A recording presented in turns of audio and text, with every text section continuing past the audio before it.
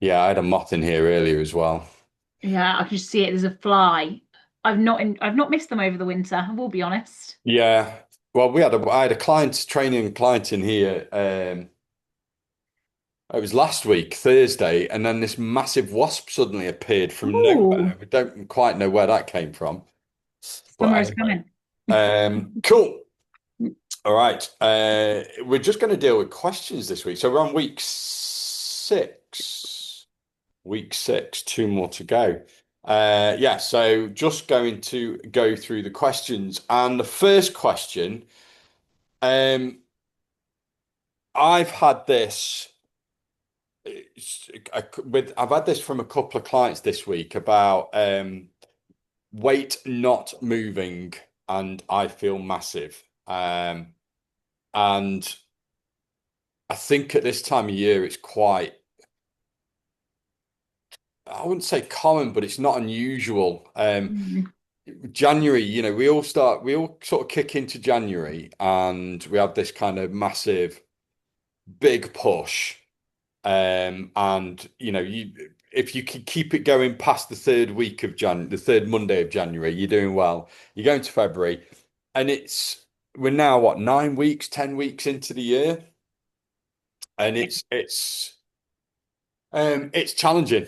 Um, and then we also start to realize that the fat loss isn't instant, annoyingly. Is that a fly, Alice? No, that's someone at my door. Oh, I'll ignore them. I'm not due anything. okay. Is that on a ring Oh, doorbell? no, no. I'll tell you what it is. Be back, everyone. Alice has run to the door. So I will carry on. Yeah, so it's really normal at this time of year to kind of experience this kind of frustration with weight loss. Um, it's also really normal to experience plateaus, and it's also really normal to kind of not necessarily see scale weight moving. And it will have happened to everybody at some point when they're in a weight loss journey. You will kind of, especially, I mean, from the person this is from, um, especially from the person this is from, you will have these kind of you've lost weight before, and you will have these positive views. But what we often forget is when we lose weight, um, the frustration and how hard it can be. Um, and that actually it's not a linear journey. And the number of times I've mentioned a few clients on these calls before, I've got one in mind right now whose weight loss, and it's even to this day, she's we've done a bit of a kind of a building phase, and we're now going to a weight cutting phase. And the first thing I said with this particular female client who is 51, I said, remember that when you start cutting weight, it's not linear. You her weight loss.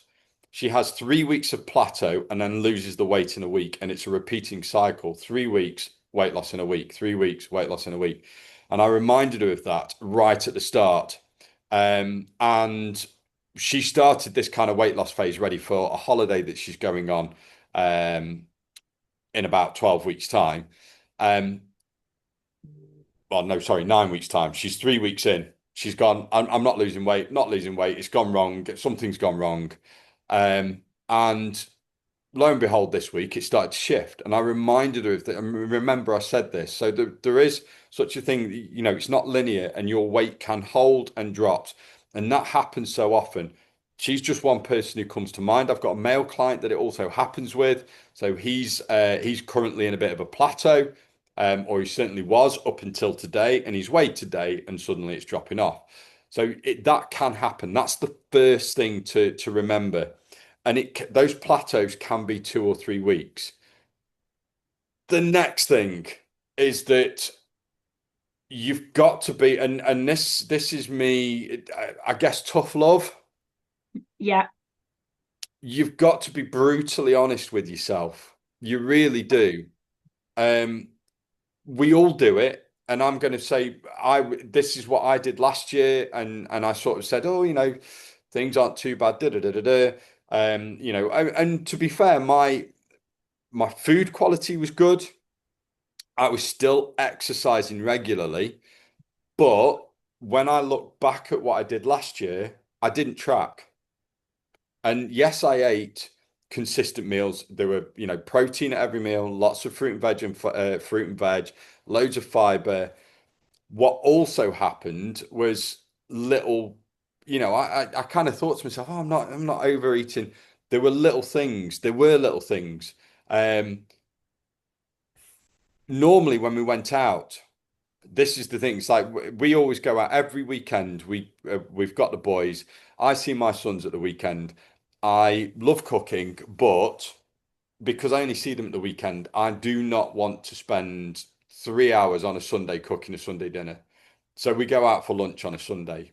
I'll cook for them Saturday night. We have obviously breakfast and stuff like that. But Sunday dinner, we go out. We go out and do something. We go to a pub and have dinner.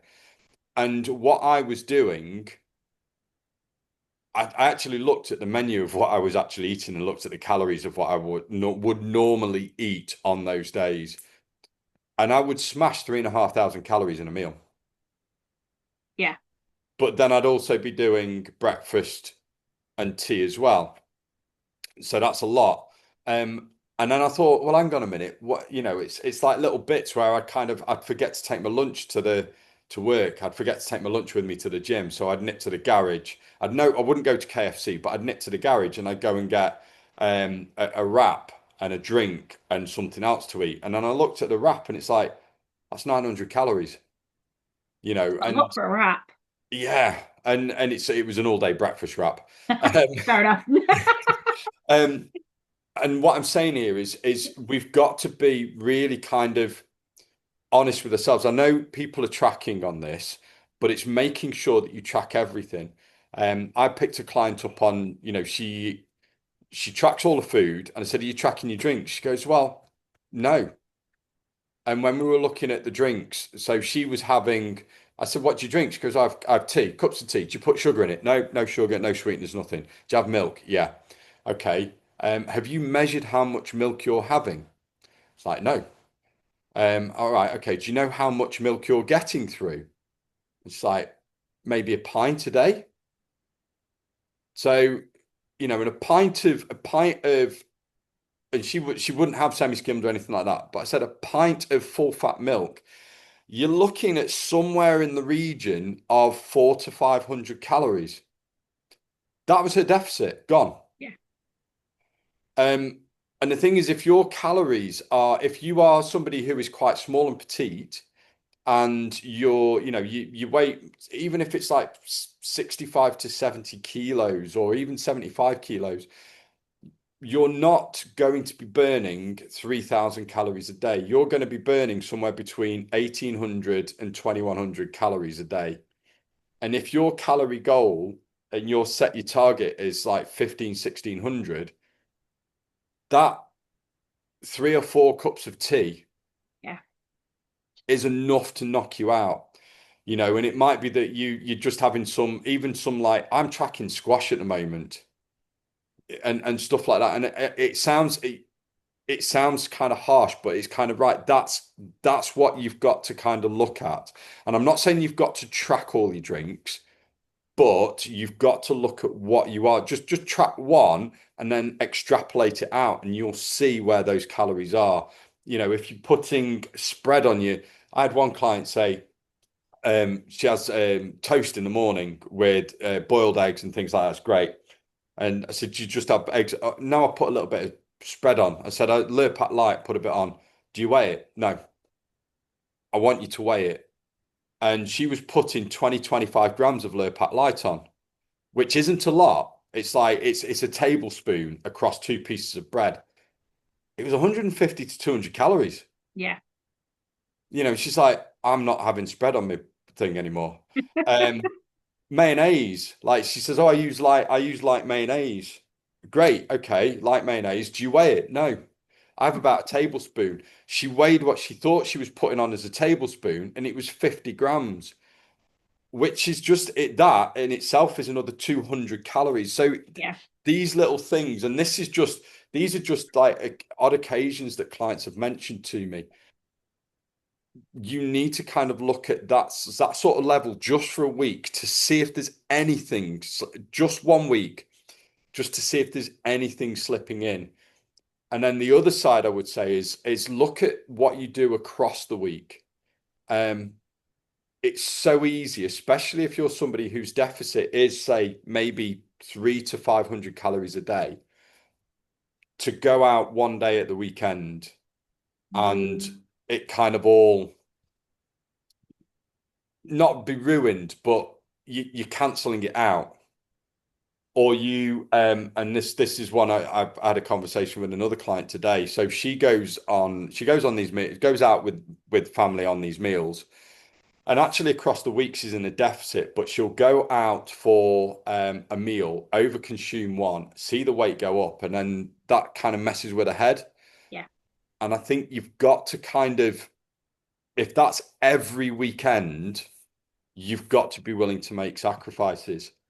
I am in a weight loss phase. I do go out and eat at the same place every weekend with the boys because I'm, like I say, I am not cooking for them to waste time. I'd rather spend time with them in terms of going and doing stuff. But what I do when we go to this place, I'll go and have the same meal because I know A, how many calories it is, I know it's filling, I know it's tasty, and it's just it meets my needs. And then, I'm not drinking at the moment. I've had 1 pint in the last 10 weeks, which has been great. I've slept better, energy levels will be better. We've never said you can't enjoy yourself, and we never will. We've never said that you can't have alcohol or chocolate, and we never will. You can enjoy that. But I think sometimes, and this is the tough love bit, is that you do have to kind of reflect. And this is not, neither of us are going to get at people with this. This is not me attacking anybody, but you've sometimes just got to sit with it. If you feel that we're getting at you, just sit with it and go, right, I just need to be really kind of not brutal, but just be really reflective for a week. Track everything. Track my steps, track my sleep, track my calories, track my protein. Am I hitting my protein? Am I getting enough fiber? Am I drinking enough water? Am I sleeping enough? Is my sleep good enough? Are my steps good enough? Because if you aren't getting at least 90%, rank yourself 9 out of 10. If you're not hitting 9 out of 10 on all of those things, there is something that you can do to improve. It's not that something's broken, it's not that something's not working. It's something that you need to work on to improve. And we're not going to be perfect. Um, I've had days this week where I've been sat at this desk. I just said to Alice before this call, I did 1,500 steps by 2 p.m. today. My goal at the moment, my goal is 10,000 a day. I've built it up, but I did 1,500. So what did I do? I had spare 45 minutes between clients, and I went down to Pure Gym. And because I haven't got a treadmill here, I went down to Pure Gym and I went on the treadmill. And I actually ended up doing a couch to 5K run. And that boosted my steps up to about 8.5, 9,000. And then by the time I've finished with doing my clients to the rest of today, I am now on 11,500 steps. So that's the thing. I knew that my steps this week, they've not been great. They've not been as good. I didn't want to let it be like that today, so I did something about it. That's the kind of the sort of thing. And it's short term because actually the one thing I would say is that if you are maintaining weight, that's a good thing as well because you can do that. We just need to tighten it up to lose it. Yeah, absolutely. I think I've made the point there. And honestly, I get it. This frustration of weight plateaus, I get it. I tried to lose weight a couple of times last year, and my head wasn't in it. I Mm. wasn't in the right headspace. Um, and then now I'm doing it very successfully at the moment. Um, But looking back, the reason I didn't do it successfully was that I wasn't 100% honest with myself. Yeah. And that's the thing you've got to be honest with yourself. We can give you all the pointers and we can kind of tell you the things that you can do. And if you are doing all it and you can honestly hand on heart say, I'm hitting, you know, at least 7,000 steps every single day. I am tracking my calories and and it's 6 days every single week. I'm tracking everything. And, I might go over one day slightly, a little bit over, but you've got to make sure that you're kind of getting pretty much everything there or thereabouts. Not perfect, remember, consistent. But if you're not being truly consistent, that's the thing to work on first.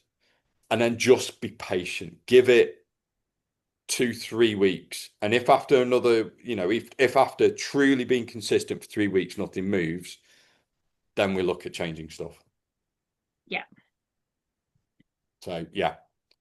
Um, I think have I gone through the checklist there? I think I've pretty much helped with everything, haven't I? Yeah. I think yeah, we've gone through all of that. I did that as a we've got a checklist of things just to go through. It's a Alice, I long can one. see Alice is reading through them all I'm and things trying, like trying that. to scan it, make sure you've not missed any. Yeah. I'm gonna go through the cycle and hormones and stuff because I've added a little bit on at the end Yeah. that I don't know if you've seen. And obviously Um, sleep and stress. yeah. And I think we've done the social events and reality Yeah. checks and stuff. Yeah. And that's a big one. That was another conversation with another client who was, she's just come back from holiday and the first phrase was, I'm fat. And it's like she wasn't. She just, and this actually that kind of goes with the message. So she felt it because of the water retention. She was retaining a lot of water. And when we unpicked it, there were a lot of reasons why. She'd eaten a lot of carbohydrates. She'd gone away on holiday. She'd eaten a lot of carbohydrates. She hadn't drunk too much water, hadn't drunk enough water.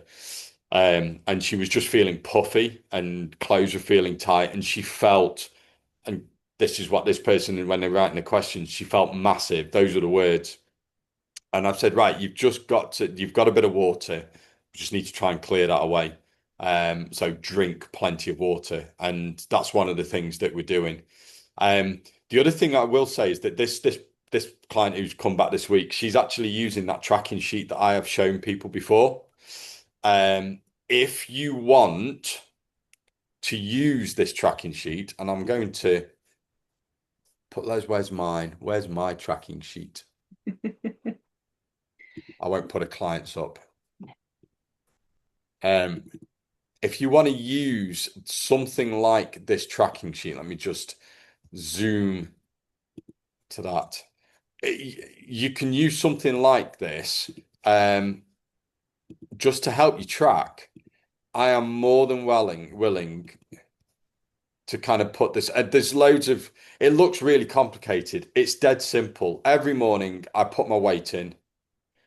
And then at the end of every day, I log what strength sessions I've done, log my steps, log my calories, protein, fats, carbs, and fiber, and all that. And then how many meals out. And then I've put little comments and notes. And one of the things, and you can see here, meal out, Sunday. We went out for brunch on a Saturday. I chose a low carb brunch. It was a minute flat iron steak, griddled tomatoes, mushrooms, um, poached eggs. Done. It was lovely and really filling, actually. But you can see there you go, 2 Saturdays. But because I've kind of made those not sacrifices, but I've made those choices rather than. I mean, to be fair, I that breakfast I wanted a full English breakfast. The place we go to does an amazing full English breakfast. But I went, no, I'm going to have this other breakfast. Tasted really nice, satisfied that it scratched the itch, satisfied me. So that's kind of that kind of level. But I noticed when my weight doesn't drop as much as I want it to, I look at these numbers. So, for example, up here, my steps weren't very good. 8,000, 6,000, 9,000, not great. See 2 weeks there. And my weight loss had kind of slowed down and plateaued. So I just made sure, and I'm going to say it's easy for me because I work in a gym. I can jump on the treadmill between clients, absolutely dead easy. But I made sure that my steps have gone up. Okay. I tightened up my calories. I made sure that I am hitting protein more often. You can see there's more green here than there is here. All right. So I looked at what I was doing and it was like, right, okay. And my sleep is more solid. So I'd looked at what I was doing. I'm thinking, my weight's not going down as I wanted it to. So let's have a look at my steps. No, they weren't where they should be. Do something about it. I looked at my protein. That wasn't high enough. Do something about it. I'm a perfect no because I'm eating out a couple of times in the week. My fibre is a bit up and down. It doesn't matter. It's just being consistent on the things that matter. Right. That's me rant done. If you want that, by the way, I'm more than willing to put something like that together. I will put a link. It's that sheet is a Google sheet. You can download something like that, copy. If you've got Google Drive, if you've got a Google email address, or any email address, actually, you can set up a Google Drive account. If you've got a Google email address, you've already got one, and you can copy that sheet. You can, or if you just say to me, Will, can you set something like that up for me? I can do that for you. And it's just a really useful way of looking at things. You don't need to track everything that I do there. To be fair, it takes me 3 minutes at the end of every day. It looks a lot, it just takes me 3 minutes. Wait in the morning, I just enter the workouts, what have I done? It's a drop-down menu, and then it's just from MyFitnessPal, calories, protein, fats, carbs, fiber, and then I use my watch to tell me how much I've slept. Jesus, it's been one of those days. You need some more sleep. I need some more sleep. Um, yeah. So sleep. Talking of sleep, There you go. that's a great segue. Um, yeah, talking of sleep, really important, and I think that's something that we don't. Yeah, there's a lot of people just don't put enough emphasis on. No, I've had this conversation with a colleague at work actually. She's trying to drop a bit of body fat at the moment and things, and I will rarely in a day see her drink water, but I will still see her necking a coffee at 5 p.m. Yeah, And we've sort of spoke about how she's like struggling and feels hungry and wants more sugary snacks. And I'm like, maybe try having less caffeine later in the day and look at your sleep because obviously she's not tired, she's struggling to get sleep at night. And I think sometimes it can be underestimated how much of an impact sleep has massive. on everything else, what you then want to eat, the recovery from your training sessions, I know we don't rely on motivation anyway, but that motivation to actually get up and train. If you're exhausted, you get back from work at the end of the day, the last thing you want to do is go to the gym, do your training, get your steps in because you're so tired. Yeah, So yeah, it has such a knock-on effect. And I think, yeah, people just overlook it a lot of the time. it is, and it's yeah the impact of sleep. It's it affects your hormones that can regulate your appetite. It can increase. Um, it decreases your ability to make sensible choices. Yeah. And when you get to like 8 o'clock at night and you've got you're feeling a bit snackish, The and you're raccoon more comes like out. yeah, and you're more likely to have a snack accident. Yeah. Sleep is going to help with that.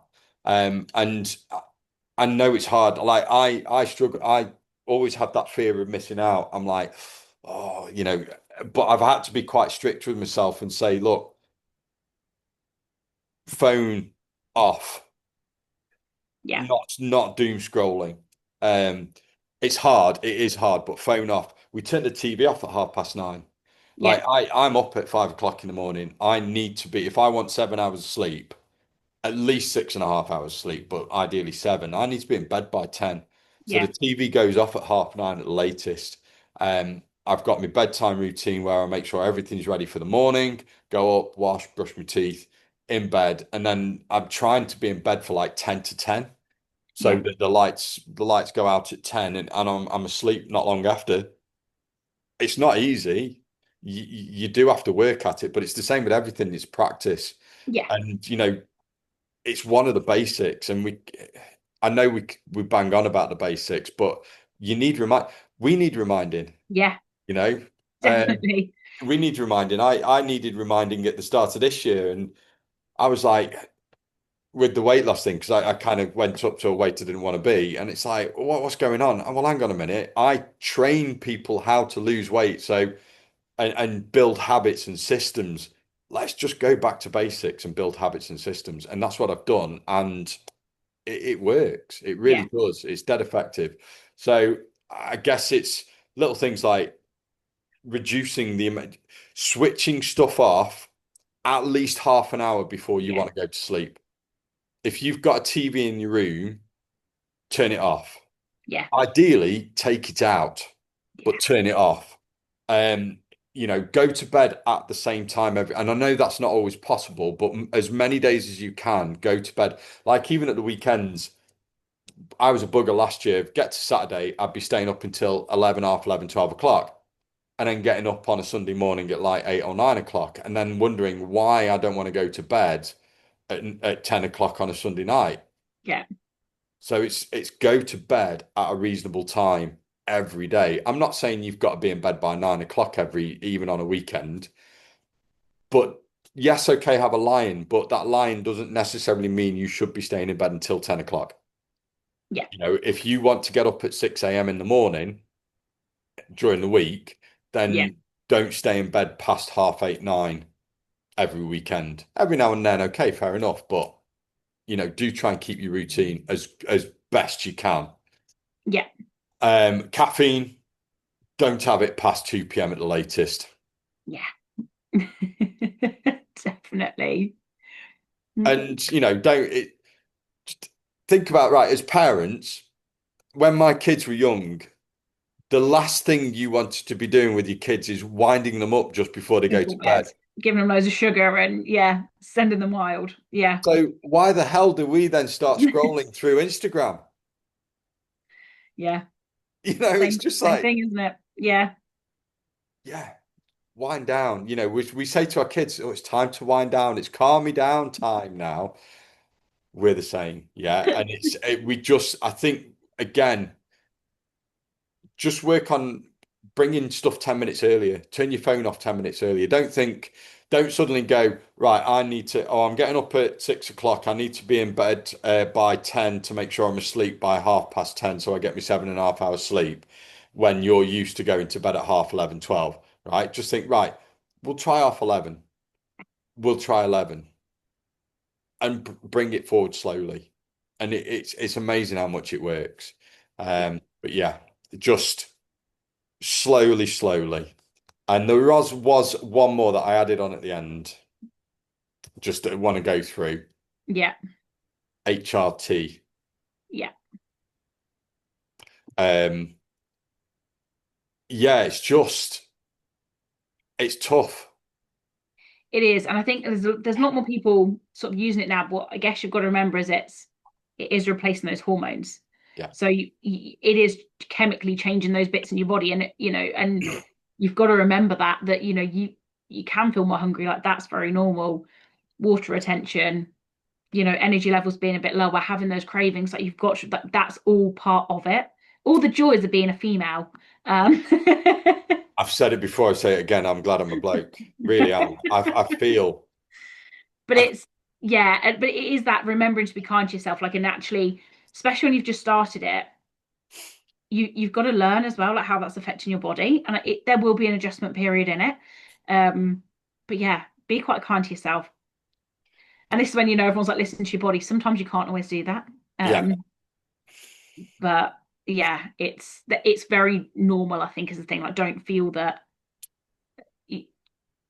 it shouldn't be happening because you're not alone in that.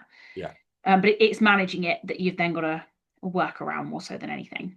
yeah. I think one thing you've got to remember is that these are especially so when you when you enter perimenopause, your hormones literally fall off a cliff. So estrogen and progesterone production just fall off a cliff.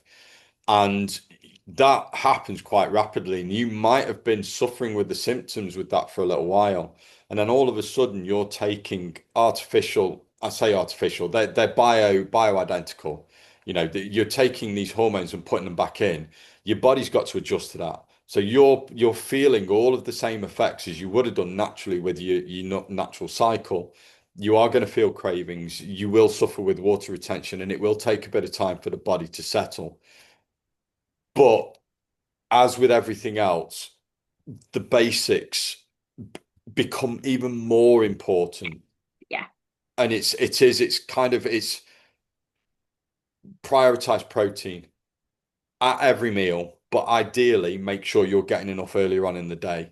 yeah, Um, Make sure you're eating enough fiber. Now it's difficult. I know there is some, so this particular person suffers with ulcerative colitis, so you do have to be careful, yeah, but you still need to make sure you are getting some fiber in there. And it's a little bit of kind of trial and error with the sources. In terms of spacing your calories out, and we said this a couple of weeks ago, try and avoid saving calories for later. yeah, It's one of the biggest mistakes I see people make time and time and again is like, I get hungry in the evening, so I'm going to save calories from the earlier on in the day. That's just a self-fulfilling prophecy. yeah, You've got to split. So if you're on 1700 calories, you've got to try and go right. 500 calories for breakfast, 500 calories for lunch, 500 calories for dinner. Be smart with those calories. This is where, you're kind of thinking, oh, I can't be bothered to cook, so I'm just going to go and get a Domino's pizza. No, don't think I'm going to get a Domino's pizza, so I need to eat less calories. That's just going to say, plan your meals in advance. And there are loads and loads of really good, healthy options that you can get as, like some of the freshly made, healthy, high protein ready meals. Um, I would avoid one of the things I put in the notes as well that I forgot about is I would avoid too much. And this is kind of the ultra processed versus unprocessed foods. Nothing inherently wrong with ultra processed, but processing does part of the digestion work for you. So as soon as you eat that, your body doesn't have to digest it, it can absorb the calories. If you focus primarily on whole foods, then that your body has to work harder, and it does mean that you are going to access slightly less, not like massive amounts, but it does make life easier. It makes life fat loss easier and weight loss easier, and managing your hunger easier. Okay, so 500 calories for your breakfast, 500 calories for your lunch, 500 calories for your dinner. You're going to get 200 or 300 calories for something that you can have in the evening, but don't just go, I just fancy chocolate. Pair it with something. We've talked about these protein and fiber pairings. Great chocolate over some yogurt, or have it with some fruit. Do something like that, okay? And you've really got to think smartly about it. Um, Things will settle. The things will settle down, and it does get easier. But this is where those basics work. And I'll keep putting. I've got another week's worth of meals that's coming out. I'll put that in the group. One of the things that I will do as well, actually, is I will add your guys' emails to the mail list, and you will get that delivered to you every week. So you can have those meals.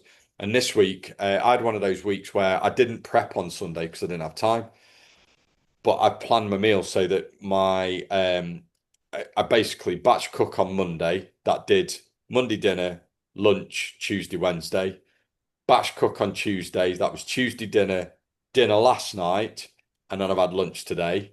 And then I batch cook tonight, and that's tonight and lunch tomorrow. yeah, So I've cooked 3 times, and I've fed myself for the week for yeah, 10 meals. It's just do it that way. yeah, And then breakfasts have been really, really quick and simple. So it's thinking smart, plan ahead. And what we always say, 15 minutes of planning on a Sunday evening. And I looked on my Monday, I go, right, I've got 30 minutes to nip to Aldi there. I can go and get the food, wrote my shopping list, got my food, so I Yeah. can cook it. That's it, and it saved my week. And if I don't do that, I've got a fantastic takeaway that delivers in town, and I will be using that. If I don't plan, we would. Yeah. Yeah. And I think people get caught up on the whole like, oh, batch cooking, it means I've got to spend like my whole Sunday in the kitchen. But actually, even like you say, just doing cooking your dinner, but doing an extra portion to have it for your lunch the next day, Yeah, like even that, it's just one less thing to worry about, but it's not as overwhelming that you're doing everything all at once. yeah, So yeah, you can definitely break it down. And even if, like you say, you cook, enough for four people instead of the one, or whatever, just do that extra so that you've got those spares. And I'll sometimes do an extra and then put it in the freezer. So if I yeah. don't have time to go out, I've got something in, And which makes a difference. slow cookers. Yeah. Like I did a ragu, which was just a literally, I put two carrots, two celery sticks, and an onion in a blender, pulsed it, chop it, chuck that in a slow cooker with a load of diced beef, jar of passata, bit of herbs. It literally took me 5 minutes to put everything in, and even chopping. The only thing I chopped, no, I didn't chop anything. I put a courgette, and I did that as well. Um, literally, just it was just pulsed it, just rough, kind of broke stuff up, like chop the onion in half and quarters, and then pulse it in beef, passata, garlic puree, tomato puree, 5 minutes done. That goes on for 6 hours. And then all I needed to do when I finished work on on Tuesday, was just put the pasta on to cook, mix it through, and there we go, 4 portions done. And I mean, it could have done 5 portions, but I'm a greedy bugger. Um, but it's that. And if you're not sure what to cook, look in the recipe hub. Yeah. There's And loads then on there. look at these. There's loads of stuff like, and look in these recipes that I'm sending out. There's loads of stuff, and these things, the ones that take a long time to cook, take no time to prep, Yeah. and the ones that take a short time to cook, no time to prep. You're looking at 30 to 40 minutes done. So do that. But yeah, just focus on sort of planning. It's the systems, planning your stuff, and giving things a go, and going through there. And then the last thing that I wanted to just bring up, well, both of us wanted to bring up, is we're working on something. Now, we can't go through too many details, but we will do. I will certainly, when I do so we've got another 2 weeks on this, 7 week, 7 and 8. Week nine's a break week, which would then start bringing us towards when we're launching this. And what we'll do once we finalize the details is kind of give you a good outline of what's happening. But we're building something called the Real Fit Collective. I will give you the name. And the idea is that it's basically based on everything that we've done with Shape Up. So we're kind of replacing Shape Up, but we're not deserting you. Um, what I would say is that the Real Fit Collective is cheaper. So if Yeah. you join us, it will save you a bit of money. We're trying to make it so that it's affordable, um, and it's kind of it's community-based coaching, group-based, it's online-based. We're kind of moving over to that way. I am going to be getting rid of Stridist, because it's just become unwieldy, and also it's just it costs me, the prices are going up, and it's costing me a lot of money. And unfortunately, I don't have enough clients on that to justify the cost. So that will be going. Um, but we'll talk about the Real Fits Collective. And if you've got any questions or concerns, you can always reach out and speak to us. The Real Fit Collective is we're doing these online calls. You still be having these check-ins. There will still be the recipes. There'll still be education, and we're just trying to make it so that it's more available to everybody. And we're launching the founder trial in April the 6th. That is Easter Monday. And there will be a limited number of spaces on there, but we will make sure that you guys get first dibs. Yes, absolutely. But yeah, so that is so Shape Up is evolving to the Real Fit Collective, and Yes. what we will do is we will make sure that in one of the last couple of calls we'll show you, because hopefully we'll have things pretty much built then, and We will. we will. Well, we've got to. So we can show you all the sort of stuff that's available on there and then talk you through it. But yeah, you are the first. Those of you who listen to this are the You was first first to know. ones to know about it, Yes. all the details. But yeah, so keep your eyes and ears peeled. Yes, definitely. Track your food this week.